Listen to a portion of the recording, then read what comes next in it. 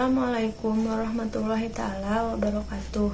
Perkenalkan, nama saya Widya Rahmawati dari Prodi Ilmu Pemerintahan Stisip Gunung Nusantara Cianjur, NPM 65201222339. Mata kuliah Dasar-Dasar Ilmu Pemerintahan, dosen pengampu Dr. Haji Rahmat SOS MSI. Di sini saya akan memaparkan tentang pengertian pemerintah dan pemerintahan secara sempit dan luas, serta asas-asas ilmu pemerintahan. Pemerintah dalam arti luas adalah semua lembaga negara yang terdiri dari lembaga-lembaga eksekutif, legislatif, dan yudikatif. Pemerintah merupakan organisasi yang memiliki kewenangan untuk mengatur komunitas di wilayah tertentu yang umumnya adalah negara. Setiap pemerintahan memiliki semacam konstitusi, yaitu pernyataan tentang prinsip dan filosofi pemerintahannya. Meskipun semua jenis organisasi memiliki tata kelola, istilah pemerintah seringkali digunakan secara lebih spesifik untuk merujuk pada sekitar 200 pemerintah nasional, independen, dan organisasi-organisasi di bawahnya. Pemerintahan dalam arti sempit adalah perbuatan memerintah yang dilakukan oleh badan eksekutif beserta jajarannya dalam rangka mencapai tujuan penyelenggaraan negara.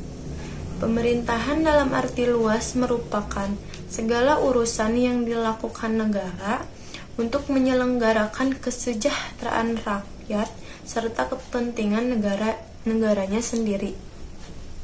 Secara etimologis, pemerintahan berasal dari kata pemerintah, sedangkan pemerintah berasal dari kata perintah.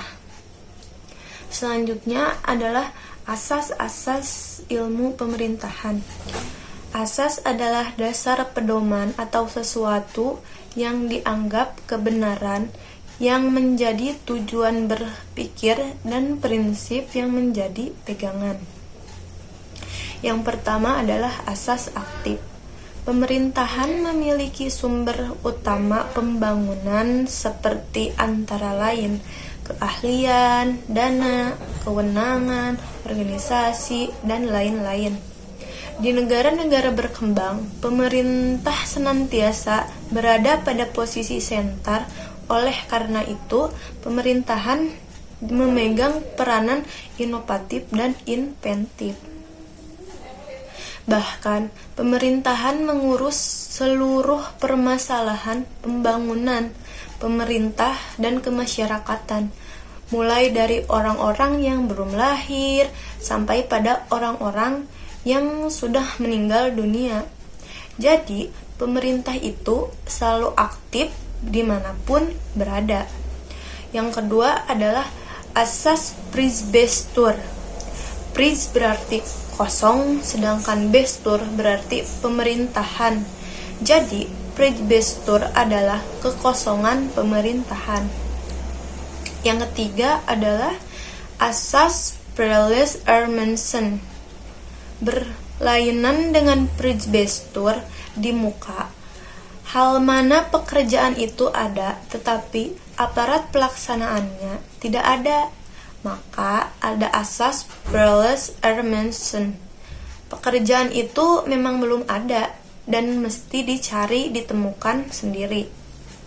Dalam hal ini, pemerintah bebas mengurus dan menemukan inisiatif pekerjaan baru, sepanjang tidak ada pertentangan dengan peraturan perundang-undangan yang berlaku ataupun ketentuan-ketentuan lain yang berkenaan dengan norma kebiasaan suatu tempat. Yang keempat adalah asas historis. Asas historis adalah asas yang dalam penyelenggaraan pemerintahan, bila terjadi suatu peristiwa pemerintahan, maka untuk menanggulanginya pemerintah berpedoman kepada penanggulangan dan pemecahan peristiwa yang lalu. yang sudah pernah terjadi sebelumnya.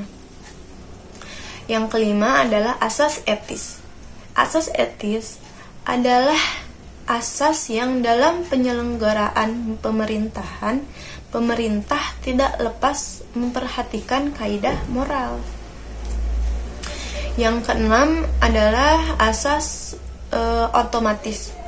Asas otomatis adalah asas dengan sendirinya, yaitu bila ada sesuatu kegiatan baru yang di luar tanggung jawab suatu departemen atau non-departemen, baik sifatnya rutin maupun sewaktu-waktu, maka dengan sendirinya pekerjaan itu dipimpin oleh aparat departemen dalam negeri sebagai proses pemerintahan dalam negeri, walaupun dengan tetap melibatkan aparat lain.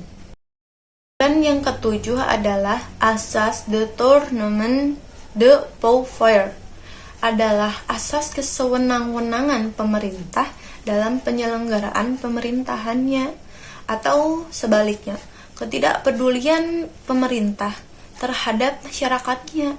Jadi, asas ini merupakan pertentangan dari semua asas yang telah disampaikan barusan. Demikian yang bisa saya sampaikan tentang pengertian dari pemerintah dan pemerintahan secara luas dan sempit, serta asas-asas ilmu pemerintahan. Apabila ada kesalahan, tolong dimaklumi. Wassalamualaikum warahmatullahi wabarakatuh.